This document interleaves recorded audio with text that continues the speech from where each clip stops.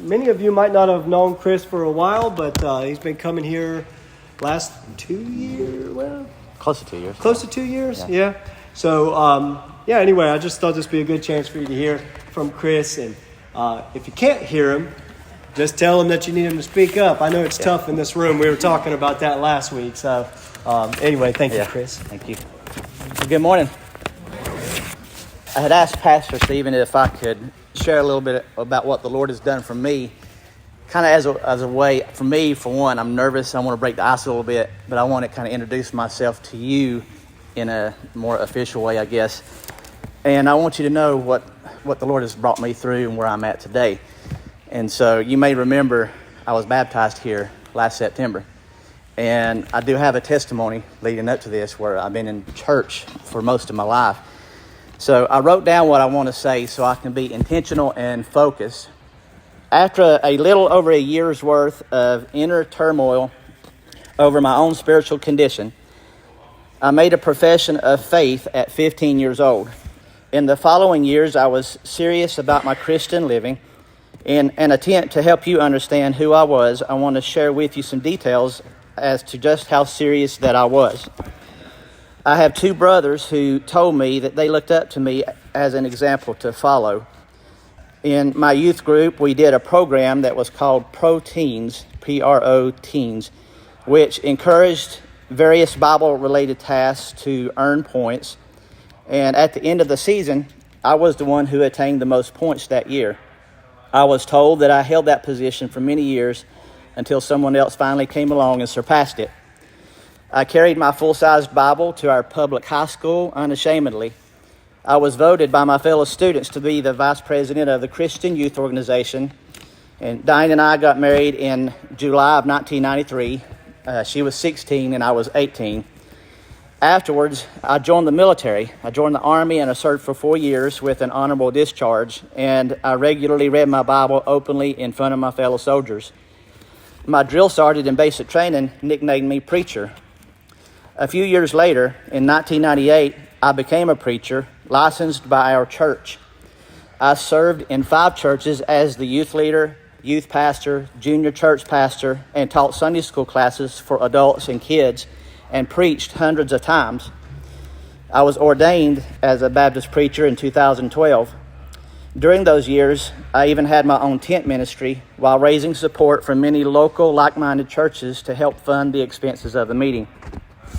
But the problem was that I had struggled with doubt of my salvation for almost 33 years. This doubt began on day one of my profession of faith. On this day, after more than a year's worth of trying to figure out if I was really saved or not, I, for the first time, confessed to the Lord in prayer that I was lost and needed to be saved. I called upon the Lord, admitted I was a sinner, told him that I believed in his virgin birth, death, burial, resurrection, and asked him to save me. But I was not confident in my prayer. I didn't realize that my lack of confidence in my prayer mattered. I announced to the church that morning that the Lord saved me. I only hoped that I did it right. That was the way that I was thinking about it. I tried to trust a process that was taught to me and held on to that for many years following. After leaving church that morning, overwhelming doubt stayed with me for the rest of that day. It was so intense that I stayed in tears for most of the day.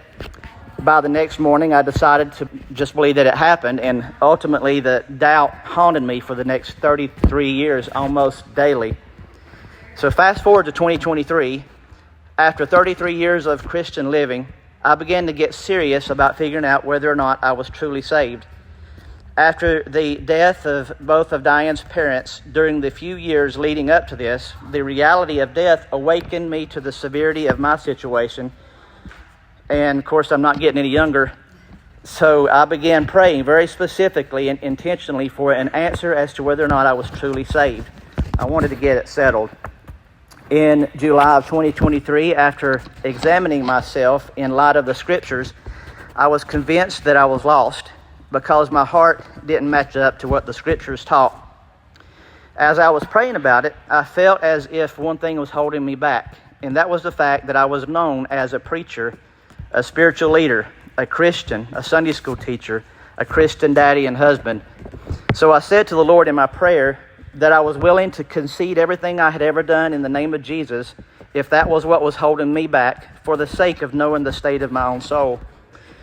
In other words, I was willing to let it all go, to confess to my friends and family that I was in the wrong all those years, because I didn't want that holding me back from a breakthrough to my dilemma. The next day, I talked about my doubts to my best friend, who is a preacher, and later that day, my youngest brother, who's a pastor in Georgia, and I told them what I had prayed the night before. Then that evening, I reached a critical point in my prayers while considering the fact that I had been convinced that I was lost. I finally just said with all my heart, Lord, I trust you with my soul from this day forward forever. And that's when everything changed. I started noticing changes internally over the next few weeks. Over about a month, I decided to tell Diane about all of this. She then told me that she had noticed changes in me as well, and she had wondered what had happened. I spent the next year trying to understand just what had happened to me. I wasn't ready to call it salvation yet because I just didn't want to make a potentially false claim. I wanted to be sure. During this year, I can remember talking to several people about what had happened to me, and I remember saying to them, it feels as if the Lord has saved me. After this is where Elkin Valley comes in. When we filled out the application for our membership, it asks the question about our testimony. I think it specifically asked about when and had a place to tell about it. So I couldn't write anything definitive yet, and this set me on a short journey to figure it out. It was at this point that I realized that I needed to clear this up in my own heart. So over the following weeks, I consulted with 8 different Christian men explaining what happened to me and received counsel from most of them. With each time I told my story, I became more confident that the Lord did save me. And that is what I concluded. The Lord saved me in July of 2023. So I wanted to be baptized in obedience to the scriptures, and I was the first one baptized here last September in the new sanctuary. I had doubts for 33 years, but since that day in July of 2023, I've not had one. How wonderful it is to have the peace, the joy, something I've never experienced in the entire 33 years of my life in church. But how wonderful it is to experience a real relationship with Jesus. I'm so thankful to Him for what He did for me. And lastly, this is mine and Diane's first time to be a member of a Southern Baptist church. We spent the majority of our 32 years of marriage in an IFB church or an IFB-like church. IFB is the Independent Fundamental Baptist Church. Being here is a welcome change for us, and we're still learning, and we appreciate so many things about this ministry and the people of this ministry. So that's a little bit about me and of course Diane a little bit. So I just wanted you to know that I had craved an opportunity to share my testimony with people here at the church, so I appreciate this opportunity to do that.